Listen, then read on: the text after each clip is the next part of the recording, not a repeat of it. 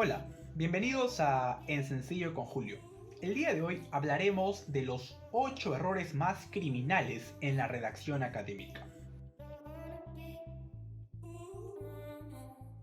Se sabe muy bien que la redacción es parte fundamental en el desarrollo de todo profesional, pues la redacción no solamente te permite organizar y sistematizar ideas, sino que la redacción también te permite producir conocimiento a partir de nuestras ideas, lo cual va a terminar con un texto académico, un texto escrito.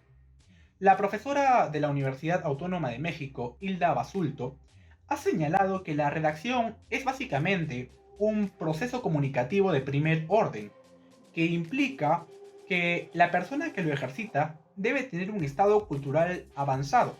¿Por qué? Porque, como se sabe, la redacción no consiste en la aplicación mecánica o en la repetición mecánica de palabras, sino que la redacción implica un proceso de construcción textual bastante complicado que exige esfuerzo y por tanto ganas por parte de quien la ejercita. Así que ahora vamos a analizar los 8 errores más graves en la redacción académica. Error número 1. La coma criminal. Este error es bastante común y se llama coma criminal pues esta coma nunca debería ir, pero por lo general siempre la pone en ese lugar, precisamente entre el sujeto y el verbo. Esta coma es criminal porque lo que va a hacer con la oración es básicamente hacerla perder totalmente el sentido que ésta puede tener. Se pierde el sentido natural de la oración. Un ejemplo clave de cómo se usa erróneamente la coma criminal es el siguiente. El Perú es un estado aconfesional.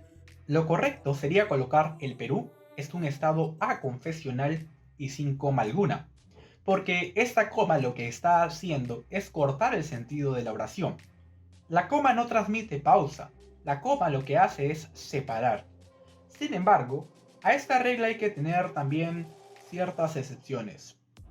Por ejemplo, en el caso de las comas apositivas, estas comas con frecuencia se usan para aclarar algo, para evidenciar algo. Por ejemplo, en la siguiente expresión, Miguel Grau, el caballero de los mares, fue uno de los héroes más grandes que ha tenido el Perú. Aquí se puede ver que existe una coma entre el sujeto y el verbo, pero esta coma no tiene nada que ver con la expresión o con la palabra Grau, sino en realidad tiene que ver con la aclaración. Por eso, no existe ninguna vinculación entre el verbo y el sujeto. La segunda excepción es precisamente el caso de las comas vocativas. Por ejemplo, en la siguiente oración, Juan, ve a comprar pan o te castigo. Se aprecia de que aquí se utiliza una coma para poder indicar algo, para poder ordenar algo, porque tú quieres separar el sujeto del verbo precisamente. Existe ahí el vocativo. O en todo caso también en la siguiente expresión, oye, cállate o te castigo. También en esos casos se tendría que utilizar una coma vocativa. Segundo crimen garrafal: el mal uso del gerundio. Por regla general, el gerundio se usa cuando dos acciones ocurren de forma simultánea. Sin embargo, a veces, por pobreza o facilismo académico, suelen escribirse tanto gerundios como sean posibles. Y es que existen tres criterios que son incorrectos. El primer criterio es cuando existen dos gerundios juntos. Jamás pueden ir dos gerundios juntos. Por ejemplo, leamos la siguiente expresión. Estando corriendo, me llamaron de emergencia. La expresión estando y la expresión corriendo precisamente son dos gerundios, de estar y de correr. No pueden ir juntos, además de que suena mal, es una aberración. Lo correcto sería estaba corriendo y me llamaron de emergencia. El segundo criterio es que no puede usarse un gerundio como un adjetivo. Veamos el siguiente ejemplo. La vacuna conteniendo un microchip fue inyectada a Pedro. La vacuna conteniendo un microchip se está modificando el sujeto a partir de un adjetivo, a partir del conteniendo un microchip. Por tanto, el gerundio está funcionando aquí como un adjetivo, lo cual no puede ser posible. Lo adecuado sería la vacuna que contiene un microchip fue inyectada a Pedro. El tercer criterio erróneo es cuando existe una acción posterior al verbo principal. Por ejemplo, María lavó los platos secándolos al sol. María lavó los platos secándolos al sol.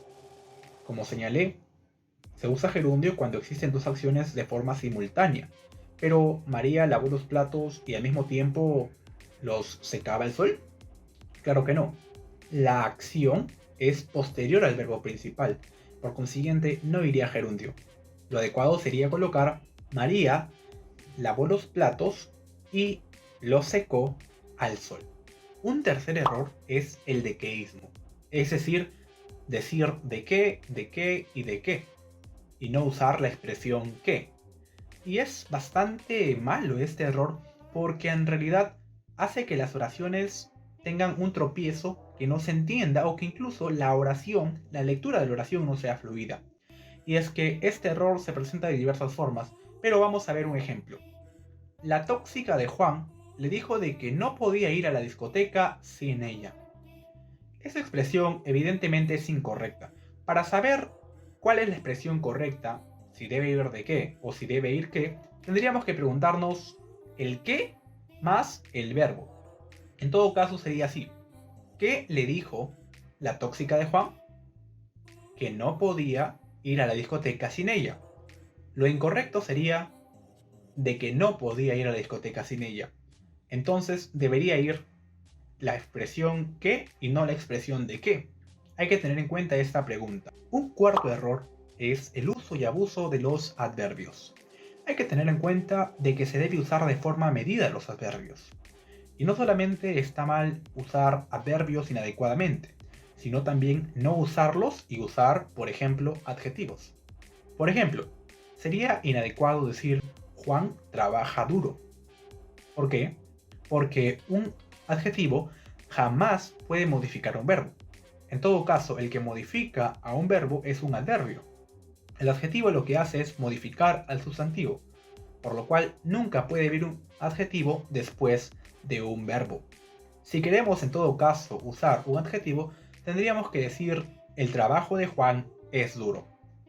Allí estaríamos modificando un sustantivo y no se estaría modificando por tanto un verbo, porque la expresión ha cambiado. El quinto error es el uso de catalanismos erróneos. Por ejemplo, la expresión han habido o la expresión hubieron. Estas expresiones son erróneas porque en realidad se tendría que decir ha habido o en todo caso hubo. Ejemplos de expresiones erróneas como las ya señaladas serían las siguientes oraciones. Cuando Juan fue a comprar pescado a la playa, pudo observar que hubieron muchos pescadores. Esta expresión es errónea. Lo correcto sería Juan pudo observar que hubo muchos pescadores. Otra oración incorrecta sería la siguiente. Antes en el zoológico de Huachipa habían o han habido muchos animales. Lo correcto sería decir antes en el zoológico de Huachipa ha habido muchos animales. El sexto error es el uso incorrecto de frases prepositivas. Por ejemplo, no es correcto decir de acuerdo a las investigaciones, sino de acuerdo con las investigaciones. También no es correcto decir en relación a lo que ya te comenté, tendrías que irte a otro lugar. Es incorrecto, tendría que decirse en relación con lo que ya te comenté, tendrías que irte a otro lugar. También es incorrecto decir, bajo ese punto de vista, nosotros creemos que lo que se debe hacer es lo siguiente.